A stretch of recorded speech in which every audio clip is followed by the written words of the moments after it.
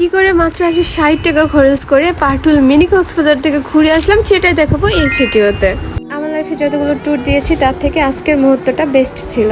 বিশ্বাস করেন এখানে আসলে আপনি যে প্রশান্তিটা পাবেন এটা আপনি কোটি টাকাতেও খুঁজে পাবেন না। যেহেতু আমাদের বাসে আত্রাইতে, তো আত্রাই থেকে আমাদের যাত্রা শুরু হয়েছিল। আমরা একটা ভ্যান করে গ্রামের আঁকাবাঁকা পথ দিয়ে আমরা খুব তাড়াতাড়ি চলে আসছিলাম খাজুরার নৌকা ঘাটে।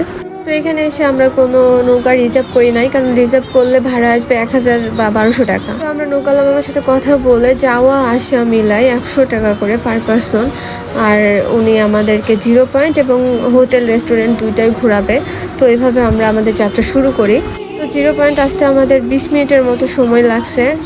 এখানে এসে দেখি পুরো একটা উৎসব শুরু হয়ে গেছে। যদিও তুলনামূলক শুক্রবারের থেকে আজকে লোকজন কম আসছিল। চারিপাশে পানি থই থই করতেছে আর দ্বীপের মতো এই 0 পয়েন্টটা জেগে আছে। শীতল বাতাস আর এত মানুষের আনাগোনা আর ভান্ডারি বাবারা গান করতেছে, সব মিলিয়ে অসাধারণ।